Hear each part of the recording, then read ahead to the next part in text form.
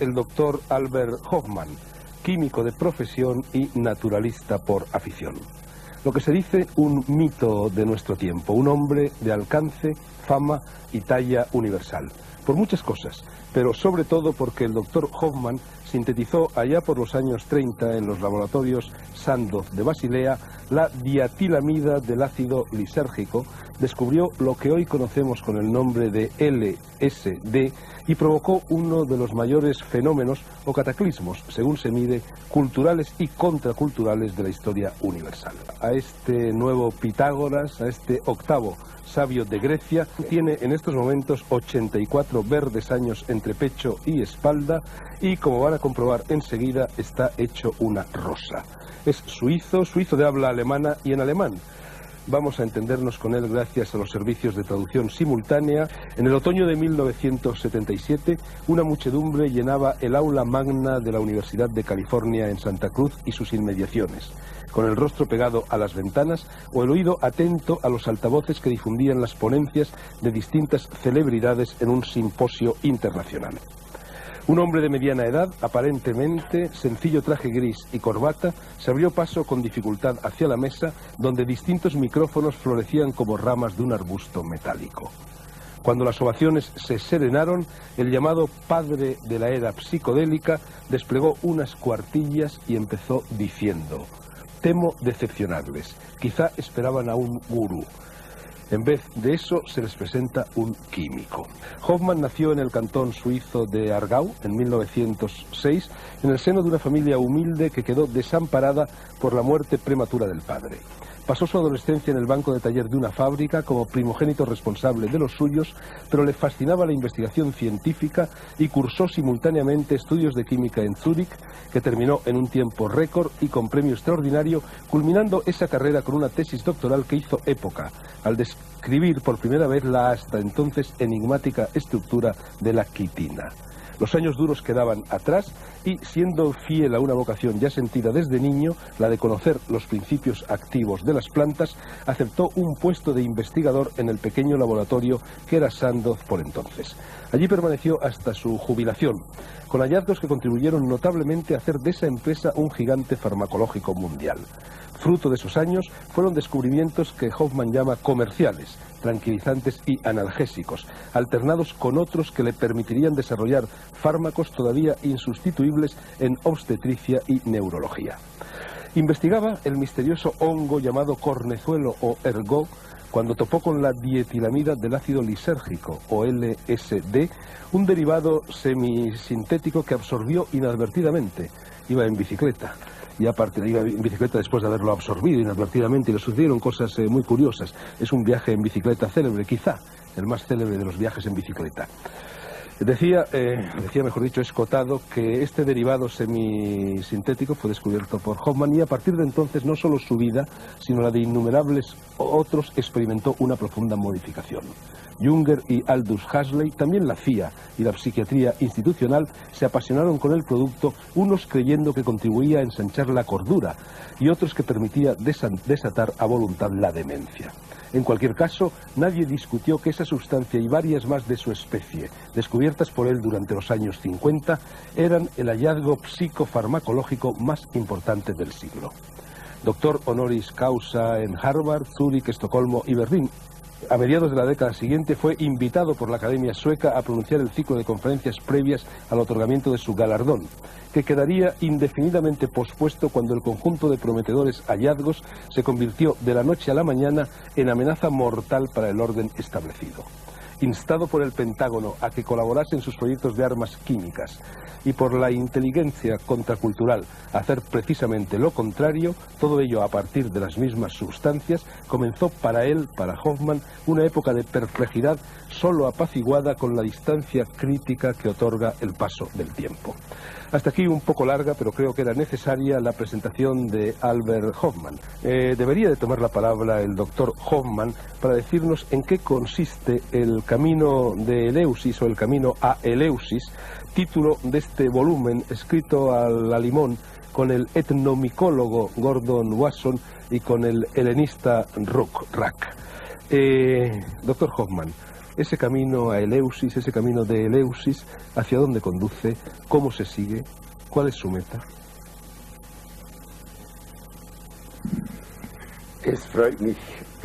Me alegra mucho tener ocasión de poder hablar sobre LSD sirviéndome de Eleusis.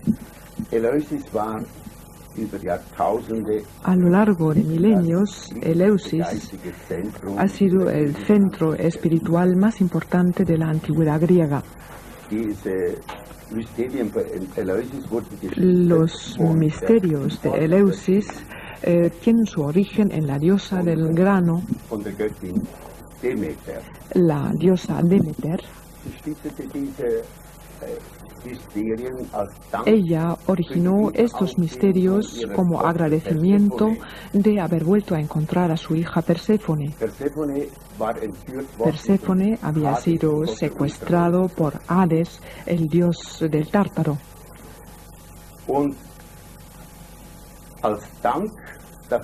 Y como muestra de agradecimiento, la diosa del grano regaló a la humanidad los cereales, así como los misterios de Eleusis.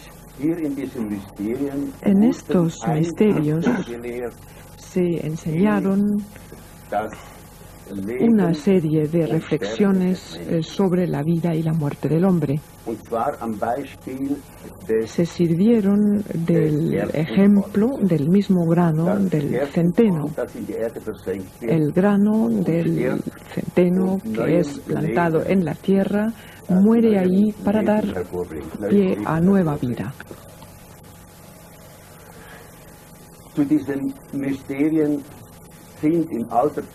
Forman parte de estos misterios toda una serie de personajes conocidos en la antigüedad: Píndar, Cicerone, Platón. Todos estos personajes fueron allí en peregrinaje y les estaba prohibido decir lo que ellos habían visto. Era un secreto. Pero lo que sí les estaba permitido era contar cuál era la importancia que para ellos tenía el misterio de Eleusis. Y de forma unánime, todos manifestaron que allí les había sido permitido comprender los mismos inicios de nuestra vida y también habían logrado vislumbrar el final de la vida. Habían empezado a entender de dónde venían y a dónde iban. Se sabía que los adeptos que peregrinaban a Eleusis, después de largos preparativos, al final de su viaje recibieron una bebida sagrada. Esta bebida es la que les proporcionaba la iluminación.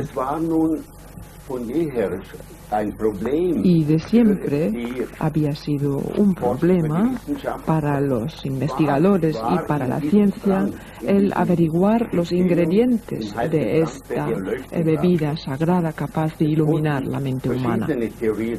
Se formularon las más diversas hipótesis y teorías, y yo, conjuntamente con unos amigos, con el señor Mosen y el señor Röck, he formulado la hipótesis que tenía que haber una combinación del tipo de LSD que estaba contenida en esta bebida sagrada. Llegamos a esta conclusión por la razón siguiente. Cerca de Eleusis, y en realidad en todo el ámbito mediterráneo, crece entre la hierba salvaje un cornezuelo de centeno muy especial. Y en este cornezuelo de centeno nosotros descubrimos sustancias y combinaciones muy cercanas al LSD. En realidad solo están caracterizados por una variante química muy poco importante, y por consiguiente parece probable que los sacerdotes de de Eleusis fuesen recogiendo este cornezuelo de centeno, lo tenían cerca, no tenían más que triturarlo, y es muy probable que sea esta la sustancia que se mezclaba en la bebida sagrada para convertirla en una bebida perfectamente psicodélica. So ist es also naheliegend, auch weil die Demeter war die Göttin des Korns. Por otra parte, hemos dicho que la diosa Demeter era la diosa del grano, y esta es una razón de más por la que el principio activo de Eleusis posiblemente proceda del grano. Und bis jetzt hat sich von Hasta ahora, por parte del mundo de la ciencia, todavía no ha habido ninguna voz de oposición en contra de esta teoría. Parece ser, por consiguiente, que esta hipótesis es más que probable. No podemos ir, dice el doctor Hoffman, por la vida haciendo nuestros negocios habituales en este extraordinario estado de ánimo. Sin embargo, a veces entrar en ese extraordinario estado de ánimo puede ayudarnos a mirar con más ecuanimidad, con más serenidad, hasta lo más cotidiano, hasta la vida puramente práctica. ¿Cuáles son nuestros verdaderos intereses concretos? Al leer esto, yo pensé que quería saber un poquito más, un poco más, de que no podemos ir por la vida en este extraordinario estado de ánimo, y sin embargo no podemos ir por la vida sin que alguna vez tengamos este extraordinario estado de ánimo. Ya, sicher. Sí, naturalmente. Also ich glaube, bueno, yo creo que lo que se percibe bajo la influencia de LSD es lo que en otros términos, sobre todo en terminología religiosa, se ha calificado como iluminación. Se trata de una vivencia del mundo y también del propio yo que difiere de la conciencia cotidiana en el sentido de que la barrera entre el yo y el tú, entre el yo y el entorno, que esta barrera desaparece, poco más o menos. Este pensamiento dualista con el que funcionamos de forma habitual es superado y, por así decir, uno se adentra en la creación. Se tiene la sensación de comprender que la creación, o se tiene la sensación de comprenderse a uno mismo mucho mejor, se experimenta la creación no por más tiempo solo con la razón, sino con la emoción, con el corazón. Y esto es lo característico de los visionarios, es lo que ellos describen. Quizás no sea exactamente lo mismo, pero es una sensación muy parecida con un significado igualmente parecido. Mi pregunta se centraría en torno a una persona para mí muy querida, que en mi adolescencia fue muy importante para mí como lector, que es Aldous Huxley. El doctor Hoffman conoció bien a Huxley, incluso tuvo, en fin, fue la persona que le proporcionó y que le introdujo, digamos, en el tema de la apertura de las puertas de percepción, a lo cual Huxley dedicó tantas páginas importantes, y creo que finalmente incluso le asistió en el momento de su muerte, al final, como tal como Huxley quería. Me gustaría que si brevemente él pudiera contarnos algo de su relación con Huxley, yo se lo agradecería mucho.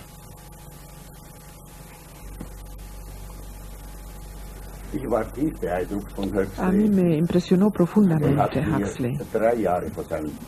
3 años antes de su muerte, en 1960, Huxley me llamó por teléfono al laboratorio pidiéndome una entrevista y un posterior almuerzo. A mí me alegró mucho esta invitación porque ya tenía conocimiento de sus obras, Las puertas de la percepción y Heaven and Hell. Y así efectivamente nos reunimos en Zúrich y él me contó que estaba trabajando en su novela Island. Y en esta novela decía, se mencionaba una droga muy especial. En esta isla se describe cómo un contorno antiguo es impregnado por la tecnología moderna. Un científico llega a esta cultura antigua y esta, por así decir, entra en un matrimonio con la tecnología moderna.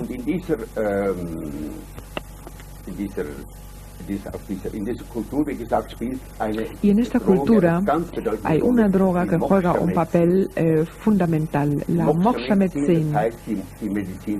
Se trata de la llamada medicina de la iluminación.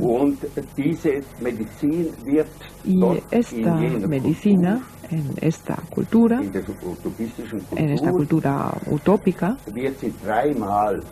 es una medicina que se administra en 3 ocasiones en la vida. La primera vez en el tránsito de la niñez a la pubertad, una segunda vez en la crisis de la mediana edad y finalmente poco antes de la muerte en esta gran transición.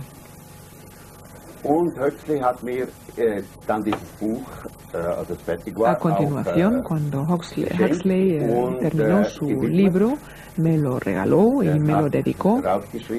Escribió a Dr. Hoffman, al descubridor original de la Moksha-Medizin. Y efectivamente, Huxley, aquello que describió en su novela, es lo que él ha vivido en su propia vida. Cuando ya estaba en el lecho de muerte, no hay que olvidar que padeció un cáncer muy doloroso.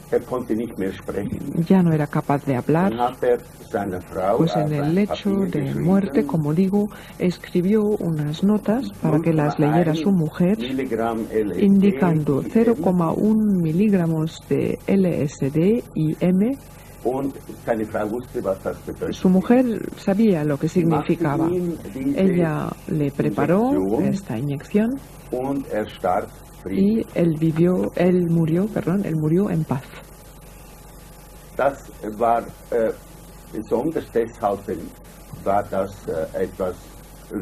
Esta experiencia tenía algo conmovedora porque con ella Huxley mostraba que lo que él había descrito en su obra como un literato, como filósofo, era algo que él estaba dispuesto a vivir en su propia vida. A mí me interesa enormemente el señor Hoffman porque hasta el LSD yo había creído que el conocimiento consistía, en leer libros, en hablar con personas ilustradas y por tanto ir acumulando información. Con el LSD yo me di cuenta que el conocimiento, aparte de ir llenando el cerebro, podía ser poner el cerebro en otro estado. Es decir, yo creo que a veces se evoluciona más si uno pasa de un computador a otro más grande o de un programa a otro que llenando el mismo computador de más y más información. Es ese salto cualitativo el que desde luego me interesó enormemente al probar el LSD. Es decir, el cerebro se convierte en otra cosa, funciona de otra manera, parece que tiene muchísimas más conexiones neuronales. Y yo le quería preguntar si él pudiera explicar de una manera accesible al público en general, pues qué pasa, químicamente o neurofisiológicamente en el cerebro cuando uno toma sustancias de este tipo? ¿Cuál es el mecanismo que hace que el cerebro se transforme en otra cosa, llegue a otro estado de funcionamiento? El LSD y también todas las sustancias afines, sustancias, por ejemplo, procedentes de las drogas mexicanas, mescalina, psilocibina, por ejemplo. Estas sustancias tienen una estructura química que está muy relacionada con los llamados neurotransmisores, hormonas cerebrales muy normales y que juegan un papel muy importante en la estructura química de nuestra propia psique. Se puede explicar el proceso de la manera siguiente. El LSD y los otros productos psicodélicos ejercen una función estimulante para la función cerebral. Actúan en las más diversas direcciones. La vivencia emocional es una de las vivencias que se estimulan también las percepciones, los colores se vuelven más intensos, la audición también se ve estimulado, prácticamente toda la percepción sensorial aumenta, se intensifica, y la experimentación de todas estas impresiones procedentes del entorno, a su vez se potencian una vez más. Todo ello lleva a una percepción completamente diferente a la percepción cotidiana. Como ya he dicho, se tiene la sensación de entrar en un nivel de realidad que hasta ahora solo se podía percibir desde el exterior. Ahora se vivencia desde el interior. Pero para contestar a la pregunta, la explicación de por qué se producen estos efectos a través de estas sustancias, pues se explica por su afinidad con las sustancias y hormonas cerebrales, con sustancias que están presentes en el cerebro. De no existir esta afinidad, sería muy difícil comprender por qué afectan hasta este punto la estructura química de nuestra psique. Sí, bueno, Huxley decía que era como si se levantaran unos filtros, es decir, cuando estos radicales que se parecen a la serotonina y a la acetilcolina se ponen en las sinapsis neuronales, parece que haya como un levantamiento de filtros, ¿no? Que normalmente la percepción normal está mucho más sometida, mucho más rutinarizada, espesa, como si hubiera, pues eso, realmente unas pantallas, unos filtros que fueran los que nos mantienen en este estado, y que al entrar estas sustancias, estos filtros se levantan. ¿Esto químicamente cómo sucede?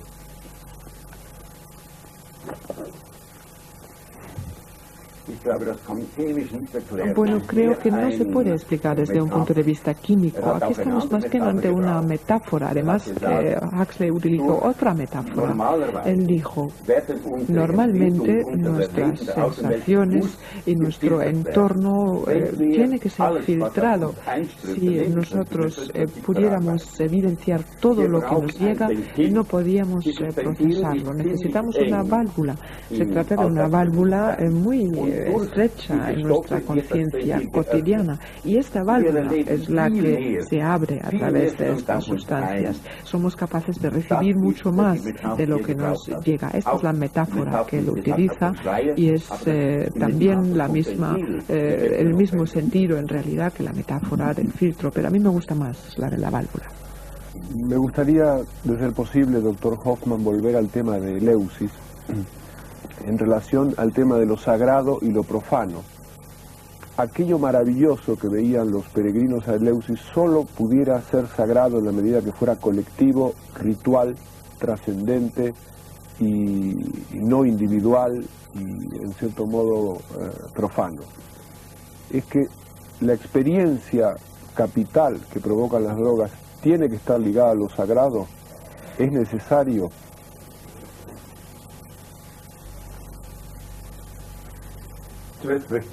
En primer lugar, quisiera decir, hay que diferenciar entre diferentes tipos de drogas. Hay drogas que son sumamente peligrosas. Hay drogas que producen la adicción, la heroína, las anfetaminas, los opiáceos. Son drogas que justamente por provocar la adicción y la utilización crónica producen un deterioro físico y psíquico. En cambio, la LSD y los otros productos psicodélicos no provocan adicción y son poco tóxicos. No hay que clasificarlos realmente como drogas. Aldous Huxley ha dicho que estas sustancias nunca deben denominarlas como drogas para no incluirlas en este conjunto de sustancias problemáticas. Con ello no quiero decir que estas drogas carezcan de peligro. Esta es la razón por la que en Eleusis se presentan en un marco restringido. Esta es la razón por la que los indios, por ejemplo, que siguen utilizando estas drogas en la actualidad, lo hacen a modo de plantas sagradas solo destinadas al culto religioso, porque cuando no se está preparado para lo que a uno le sucede bajo la influencia de estas sustancias, pues uno no es capaz de superar esta experiencia desde un punto de vista psicológico. Para el no iniciado, la vivencia que se produce es tan abrumadora, esta experiencia que consiste en separarse del mundo habitual para adentrarse en un mundo mucho más complejo, mucho más profundo para una persona no preparada. La consecuencia puede ser un profundo shock psíquico, un derrumbamiento traumático. Este es el peligro de estas sustancias. Tienen que utilizarse en un marco ceremonioso. Por esto, en una primera fase, me parece conveniente que estas sustancias se separaran de las otras drogas que provocan adicción y se deberían devolver a los psiquiatras. Me parece que debería ser un primer paso.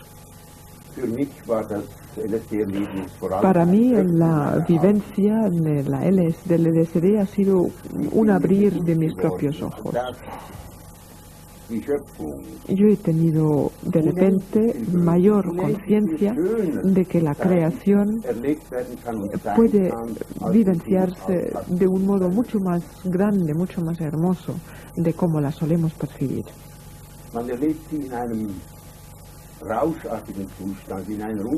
Es un estado de estimulación y de un verdadero éxtasis, pero hay que volver. No se puede permanecer en este estado extático, estimulado. No podemos vivir nuestra vida normal en este estado. Para hablar en palabras de Huxley, tenemos que volver a cerrar las válvulas, tenemos que volver a afrontar nuestros problemas cotidianos. Pero es importante saber que detrás de la barrera de nuestra vida cotidiana se oculta un mundo mucho más amplio, mucho más profundo y divino. Doctor Hoffman, muchos de los psiquiatras, precisamente occidentales, después de la relativa permisividad de los años 60, cerraron filas, no sé si con mucho conocimiento de causa, contra el LSD y sustancias parecidas, y nos avisaron sobre el riesgo de destrucción de neuronas, de destrucción de cromosomas y, en fin, otros componentes genéticos. ¿Qué hay de verdad y qué hay de leyenda interesada en este ponernos sobre aviso a propósito de estos peligros?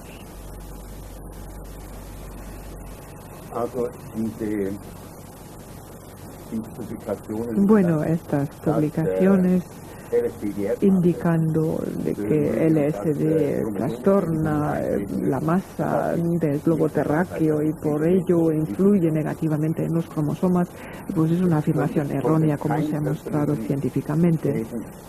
No se han podido demostrar secuelas físicas. Como ya he dicho, el peligro radica de que la vivencia psicológicamente profunda de una realidad distinta sea una una experiencia que por una psique determinada no sea superada. No ha habido ningún tipo de peligro físico. Se han tomado centenares de dosis de LSD por un mismo individuo sin que se haya producido ningún daño físico. Cuando se toma solo 3 veces la cantidad de heroína de la que es necesario para obtener su efecto habitual, pues el individuo muere. Si bebo 10 veces más alcohol del que me hace falta para producir el efecto deseado, también muero. Sin embargo, de LSD se ha llegado a tomar 100 veces la cantidad necesaria sin que se produzca ningún daño físico. Lo que sí ha ocurrido es que se han producido muertes como consecuencia del estado profundo de confusión de la conciencia que se produce en un individuo no preparado.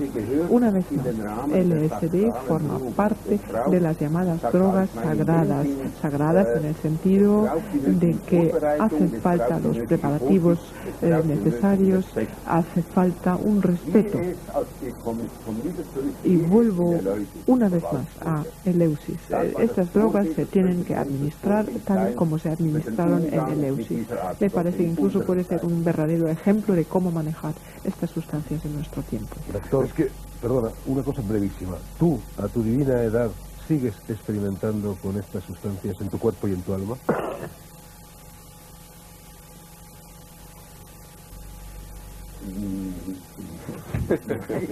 No.